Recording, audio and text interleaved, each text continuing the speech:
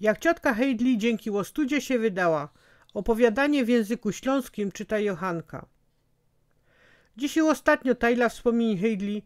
Mam nadzieję, żeście radzi czytali. Jak zaś się kiedyś trefia z Hejdlą, poproszę o więcej. Moja ciotka ze Katowic. Moja ciotka, siostra od mojej mutry, mieszkała z unklem w Katowicach.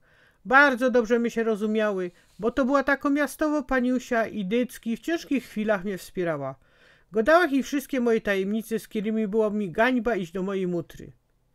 Mieli jednego bajtla, ale umarł w latach 50. ja miał 4 miesiące i więcej bajtli nie mieli. Bestuż traktowała mi jak cera i bardzo mi przoła. Po śmierci ujka obiecała, że nigdy nie ostanie bez mojej pomocy. Bestuż po wylewie, jak była sparaliżowana, wzięła ją, ale przeżyła u nas niecołki rok. Dycki godała: dziołcha, pamiętaj, żyj tak, co by za tobą płakali, a nie skisz ciebie. Ciotka po śmierci swojego ojca ostała z macochą, bo reszta rodzeństwa z kisztej baby dość wczas wymskła się z chałupy. Jako młoda dziołcha nie miała lekkiego życia, bo za parę miesięcy za fatrym nagle ta muter ciężko zachorowała, a co gorsze, po wojnie nie było opatrunków.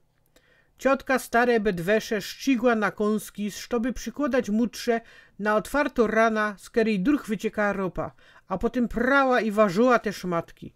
No ale rozzachciało się mutrze blunkolu.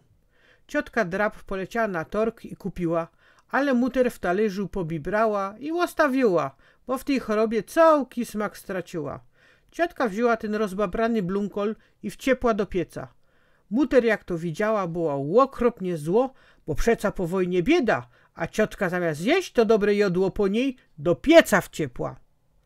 Po południu przyszła do macochy kamratka i ciotka gnał w robocie była. Poskarżyła się, że ta dziwa, kero nie poradzi nic szporować, że jak się wydo, to chobią z chałupy wyciepnie, bo nic nie szanuje. Kamratka łopedziała w domach opowi, a ten się chciał podlizać władzy i narobił takiej łostudy, że za pora dni do mieszkania zaklupał szandara. Padał, że ciotka musi iść do komendanta. Młodo dziołcha ogromnie się boła, ale łopedziała jak było. Komendant spokojnie wysłuchał, ale kozał jeszcze szandarowi wypytać sąsiadów. Na szczęście cała kamienica stała za ciotką murem. Padali, że prócz tej dziołchy szklonki wody tej starej żaden by nie zaniósł. Wychwalali, że to dobro i robotno frela, że tak się poświęco chory i zmierzłej babie. Chodzi do roboty i co chwila leci do chałupy obejrzeć, eli matka czegoś nie potrzebuje. Z kisz tego poradzi robota stracić. Za niecałuki miesiąc macocha się straciła. Pogrzeb ciotka bardzo boleśnie przeżyła. Miała też wielki żol dryny i bardzo płakała, ale nie za macochą, bo przeca już wiekowo była, a w chorobie też bardzo cierpiała, ale płakała z kisz macochy, że całkie życie ciężko miała, a na koniec jeszcze takiej łostudy narobiła. Dla ciotki ta sprawa dobrze się skończyła, bo komendant dał przydział na łapatrunki i nie musiała już prać tych poszczyżonych kąsków.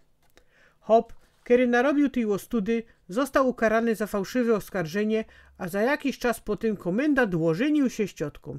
Jak tu nie wierzyć w przeznaczenie? Nigdy nie ma tego złego, co by nie wyszło na dobre. Jakby macocha się nie poskarżyła kamratce, a ta nie narobiła tej łostudy, to ciotka by nie poznała komendanta, który zakochał się w ciotce bez pamięci, a potem jak w bajce żyli długo i szczęśliwie, bo unkel całkie życie był do niej bardzo dobry. Myślam, że w życiu trzeba jednak wszystko przeżyć.